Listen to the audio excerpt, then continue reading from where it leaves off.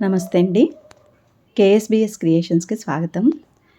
ఈరోజు నేను రాగి పిండితో ఒక మంచి బ్రేక్ఫాస్ట్ రెసిపీ చూపించబోతున్నానండి. రాగి పిండితో మనం రాగి ముద్ద ఇంకా ఉప్మా చేసుకుంటూ ఉంటాం కదండి. ఒకసారి ఈ విధంగా ట్రై చేయండి. చాలా టేస్టీగా ఉంటాయి. చేసుకోవడం కూడా పెద్ద కష్టమేమీ కాదు, ఈజీగానే చేసుకోవచ్చు. దీని ప్రిపరేషన్ చూద్దాము. దీనికోసం ముందుగా ఒక మిక్సింగ్ బౌల్ తీసుకొని దాంట్లోకి 1 కప్పు వరకు రాగి పిండిని తీసుకున్నాను. అలాగే 2 చెంచాల వరకు బొంబాయి రవ్వ కూడా తీసుకున్నానండి. రాగి పిండి ఒకటే కాకుండా ఇలా 2 చెంచాల వరకు బొంబాయి రవ్వను కూడా వేసుకోవడం వలన మనకి ఉండగడుతుందని ఇబ్బంది ఉండదండి. ఈ బొంబాయి రవ్వని ఇందులో కలిసేలాగా ఒకసారి కలుపుకోవాలి. బొంబాయి రవ్వ ఒక 2 చెంచాలు తీసుకుంటే సరిపోతుంది, ఎక్కువ అవసరం లేదండి.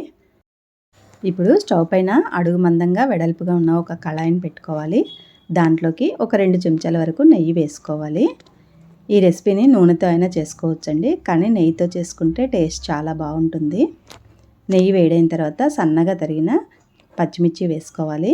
అలాగే సన్నగా తురుముకున్న అల్లాన్ని కూడా వేసుకోవాలి.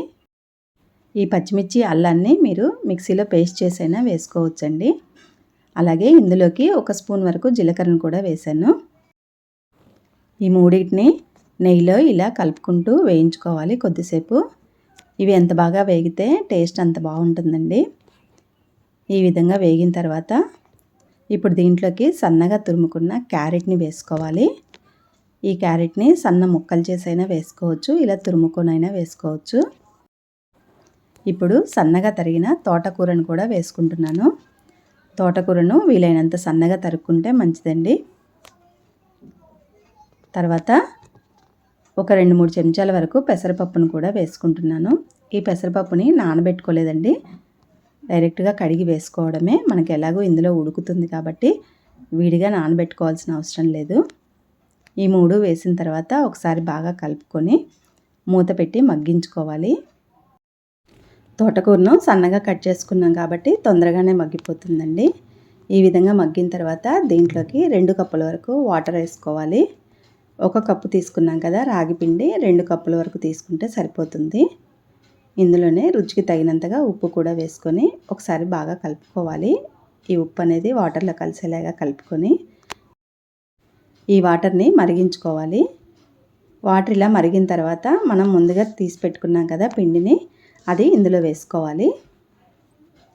ఇలా వేసుకున్న తర్వాత ఒకసారి కలుపుకోవాలండి. ఇది పిండి అంతా కూడా వాటర్లో బాగా కలిసేలాగా కలుపుకోవాలి. మంటను మాత్రం లో ఫ్లేమ్లోనే పెట్టుకోవాలి. ఉండలేమీ కట్టదండి. ఇలా కలుపుకుంటూ ఉన్నామంటే ఉండలు అస్సలు కట్టవు. పిండి మొత్తం వాటర్లో కలిసేలాగా ఇలా గంటతో కలుపుకుంటూ ఉన్నామంటే మనకి 2 నిమిషాల్లో ఇది దగ్గర పడుతుందండి. టైం కూడా ఎక్కువ పట్టదు. ఇలా కలుపుకుంటూనే ఉంటే 2 నిమిషాల్లో మనకి చూసారు కదా దగ్గర పడింది. ఇలా ముద్దలాగా అయిపోతుంది. ఇలా అయినప్పుడు స్టవ్ ఆఫ్ చేసుకొని దీన్ని పూర్తిగా చల్లారనివ్వాలి. ఇది పూర్తిగా చల్లారింది. ఇప్పుడు కొద్ది కొద్దిగా పిండిని చేతిలోనికి తీసుకొని ఉండలుగా చేసుకోవాలి. ఈ ఉండలు అనేది మన ఇష్టం అండి, ఏ సైజులో అయినా చేసుకోవచ్చు. మనకి చేతికి పిండి అంటుతుంది అనుకుంటే కొద్దిగా చేతికి నెయ్యి రాసుకొని ఉండలుగా చేసుకోవచ్చు. నాకైతే ఇక్కడ నీళ్ళు కరెక్ట్గా సరిపోయాయి కాబట్టి చేతికైతే ఏమీ అంటట్లేదండి, చక్కగా వచ్చాయి. ఇలా ఒక చిల్లుల గిన్నెను తీసుకొని దాంట్లో అడుగున నెయ్యి అప్లై చేసుకోవాలి. కొద్దిగా నెయ్యి రాసుకొని మనం చేసుకున్న ఉండల్ని ఈ చిల్లుల గిన్నెలో పెట్టుకోవాలి.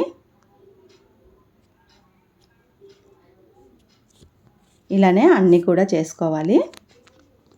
ఇప్పుడు స్టవ్ పైన అడుగు మందంగా ఉన్న ఒక గిన్నెను పెట్టుకొని 1 గ్లాస్ నీళ్లు పోసుకోవాలి. వీటిని ఆవిరిపైన ఉడికించుకుంటాము. మనం చేసుకున్న ఉండల్ని దీని మీద పెట్టుకొని ఒక 5-10 నిమిషాలు ఉడికించుకుంటే సరిపోతుందండి. ఒక 6-7 నిమిషాలు ఉడికించుకున్నా సరిపోతుంది. చూసారు కదా, ఉడికించుకున్న తర్వాత చూపిస్తున్నాను. చాలా మెత్తగా వచ్చాయి కదా. అలాగే రెండో ట్రిప్ కూడా పెట్టుకుంటున్నానండి. ఒకేసారి అన్నీ పెట్టుకుంటే దగ్గరికి అతుక్కుంటాయని చెప్పేసి ఇలా 2 ట్రిప్పులుగా పెట్టుకున్నాను. ఇప్పుడు ఇవి కూడా ఉడికాయి. ఉడికిన తర్వాత వీటిని నీళ్ళ మీదే అలా ఉంచొద్దండి, ఎందుకంటే గంజి గంజిగా మెత్తగా ఉంటాయి. నీళ్ళ మీద నుంచి తీసేసిన తర్వాత కొద్దిగా చల్లారనివ్వాలి. అప్పుడు మనకి ఉండలు కొంచెం గంజిగా లేకుండా గట్టిగా ఉంటాయి. ఇవి చాలా సాఫ్ట్గా వచ్చాయండి. ప్రెస్ చేస్తుంటే కూడా చూడండి ఇక్కడ ఉండ ఎంత సాఫ్ట్గా వచ్చిందో. చల్లారిపోయినాయి ఇవి. వీటిని మార్నింగ్ టిఫిన్లోకే కాదండి, డిన్నర్లో కూడా చేసుకోవచ్చు. నేను మాత్రం ఇక్కడ వీటిని పల్లీ చట్నీతో ఇంకా టమాటా చట్నీతో సర్వ్ చేస్తున్నాను. నాకైతే పల్లీ చట్నీ కన్నా టమాటా చట్నీతో అయితే టేస్ట్ చాలా బాగుందనిపించింది. చూసారు కదండి, టేస్ట్ మాత్రం చాలా బాగుంటుందండి.